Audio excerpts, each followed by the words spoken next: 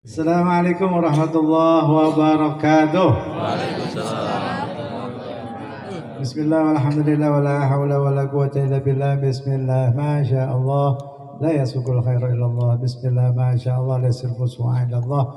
Bismillah ma sya Allah ma kana min ni'matin fa min Allah. Bismillah ma sya Allah la hawla wala quwwata illa billah. Asyhadu an la ilaha illallah wa anna Muhammadan abduhu wa rasuluh. Allahumma salli ala sayyidina Muhammad ala ali Muhammad wa barik wa sallim. Raditu billahi rabban wa bil islam dinan wa bi Muhammadin sallallahu alaihi wasallam nabiyya wa rasulah. Allahumma anta rabbi la ilaha illa anta alayka tawakkaltu wa anta rabbul arsyil azim. Ma syaa Allah kana wa ma lam yakun wala hawla wala quwwata illa billahil aliyyil azim.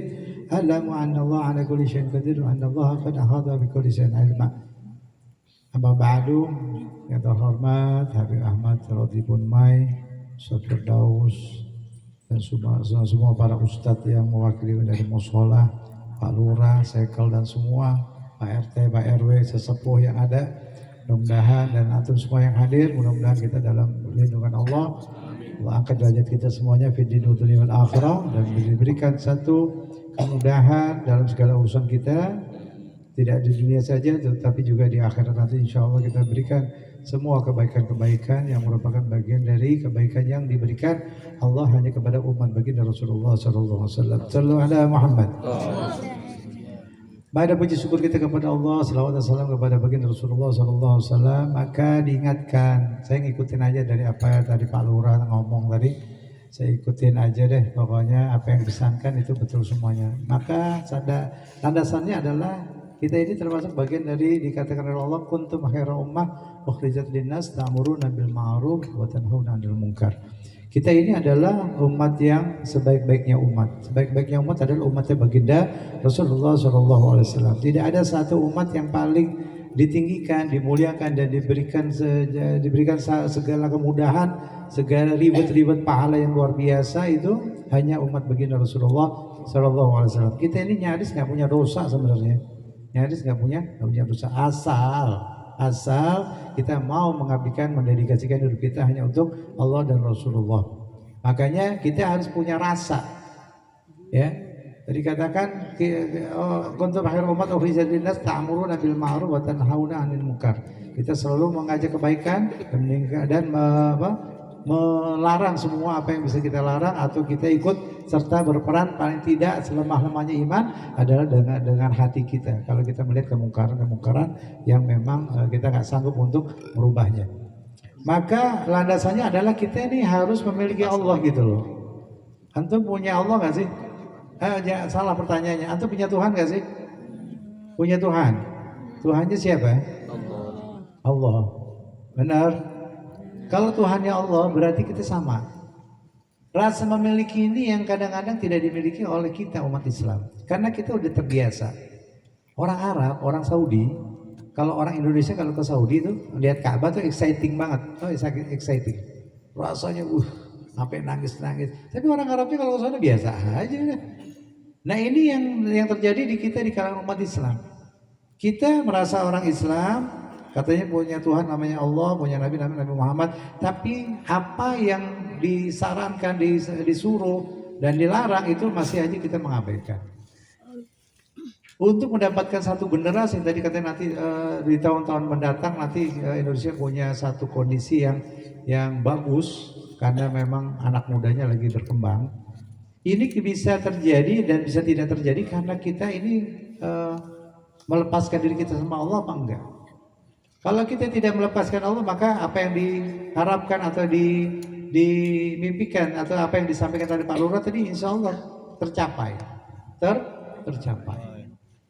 Kenapa demikian? Karena kita betul-betul menjadi umatan wahidah yang mana dari kecil kita ini sudah terbiasa dengan lingkungan-lingkungan yang baik, lingkungan-lingkungan yang bagus, lingkungan-lingkungan yang bisa menjaga martabat khususnya martabat umat Islam.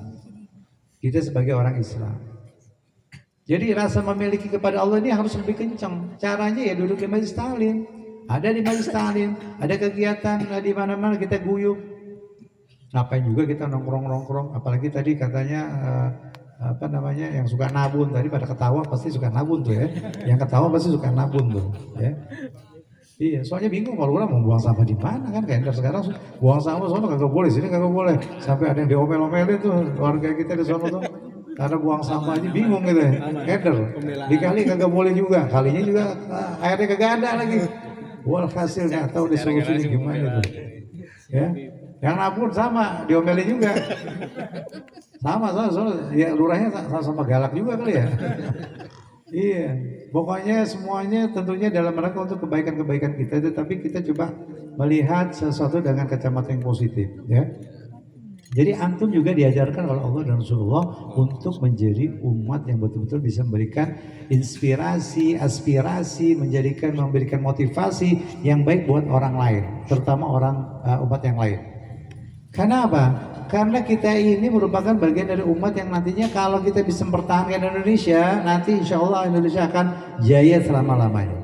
Karena Indonesia ini merupakan bagian dari apa? Dari karunia yang Allah berikan untuk umat Rasulullah yang ada di wilayah Indonesia ini merupakan bagian dari satu kesatuan yang tidak dimiliki, tidak ada kebanggaan kecuali orang Indonesia doang. Kenapa? Karena Indonesia ini memiliki kemerdekaan bukan dikasih, bukan diberikan, tetapi yang memberikan hanya Allah Subhanahu wa taala dan dengan kekuatan sendiri. Satu-satunya negara loh. Satu-satunya negara yang di dunia ini cuma bisa memerdekakan diri sendiri tanpa ada bantuan orang lain, yaitu Indonesia. Siapa yang membantu? Allah Subhanahu wa taala. Karena apa? Orang Indonesia ini doyan, gemar dan suka dengan kegiatan-kegiatan keagamaan. Karena memang landasan kita di Indonesia ini adalah dulu para wali-wali itu adalah merupakan bagian dari contoh-contoh teladan yang bisa memasuki semua wilayah yang ada, kemudian disebarkan tuh nilai-nilai Islam. Bagaimana dengan kita gini? Ya, itu udah baik tapi kadang-kadang suka kagak mau ya duduk di majelis taklim. Ya, terutama anak muda ini. Jangan. Yang tua-tua sih wajar orang besok mau meninggal. Wajar aja dia dekat sama Allah. Wajar aja dia sadar duduk datang di masjid taklim. Ya karena besok udah kembali. Nah masa dia mau belagu-belaguan sok-sokan kagak mau sholat, kagak mau ibadah, kagak mau duduk majelis taklim. Yang anak muda yang istimewa, ya. Anak muda yang istimewa pun muda tapi dia cenderungnya kepada Allah. Maka rasa memiliki rasa memiliki kepada Allah itu harus penting, harus ada. Kalau antum masih banyak melakukan kejelekan, kesalahan, maksiat dan lain sebagainya, berarti antum tidak takut sama Allah. Percuma dong syahadatnya antum, nggak ada gunanya. Betul ya? Nah, yang betul tuh, yang lainnya pada meragukan ya. Mudah-mudahan yang betul tadi tuh masuk ke surga duluan. Hati. Tapi diam aja. Banyak salahnya ya. Iya sama, Anda juga banyak salah. Tapi kita harusnya ada satu perubahan. Harus ada sesuatu yang kita nggak mau begini aja dong. Kita nggak berjalan tepat. Kita nggak mau menjadikan apa yang sudah Allah karuniakan ini menjadi ya udah biasa aja gitu loh.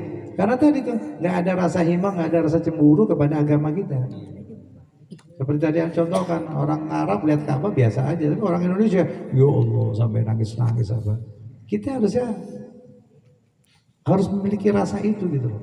Rasa memiliki kepada Nabi, karena ini semuanya adalah merupakan bagian dari karunia yang paling besar yang Allah berikan kepada umat Rasulullah terutama di Indonesia. Jadi warnai kehidupan kita ini ke depannya agar kita betul-betul menjadi masyarakat yang betul-betul bisa mewarnai Indonesia, menjadikan negara Indonesia menjadi baldatun thayyibatun warabun ghafur. Makanya ingat ya, kita ini punya tanggung jawab besar terhadap tiga hal. Tiga hal adalah bagaimana kita bisa menyikapi diri kita memiliki semangat untuk sama-sama kita bisa menghargai semua negara, semua umat yang ada di mana saja. Ya, makanya kita dibutuhkan untuk kita memiliki rasa yang namanya rasa kebersamaan antar umat sedunia. Ya. Nah, kemudian bagaimana kita juga bisa mengimbangi, yang kedua adalah mengimbangi diri kita ini bisa menghargai umat yang ada di Indonesia. Yang ketiga adalah bagaimana kita menyikapi diri kita ini bisa menghargai sesama umat Islam. Harus bangga menjadi umat Islam. Kalau kita nggak ada kebanggaan ya percuma, nggak ada gunanya. Tunjukkan jati diri antum sebagai umat Islam. Ya, apa? Yaitu tetap kita pakai baju muslim. Nggak usah ngikutin orang lain deh pakai baju yang apa gimana. Tunjukkan kualitas kita sebagai umatan wahidah yang diharapkan kita bisa memberikan mewarnai kehidupan kita terutama di Indonesia. Di lingkungan kita jangan jauh-jauh deh. Kalau lingkungan kita sudah Islami, nanti berikutnya akan mewarnai dan akan nyetrum, akan ada impactnya, akan ada hasilnya, melingkupi semua wilayah sehingga mereka terbawa ikutan, pengen kayak kita, ya. Jadi tolong kita jaga ukhuwah Islamiyah kita dari ukhuwah basyariyah, ukhuwah watoniyah, ukhuwah Islamiyah kita harus kita jaga. Insya Allah kita selamat dunia dan akhirat. Barangkali itu saja. Mudah-mudahan kita menjadikan diri kita ini tambah sayang, tambah cinta kepada Allah dan Rasulnya. Wallahu a'lam bishawab. Assalamualaikum warahmatullahi wabarakatuh.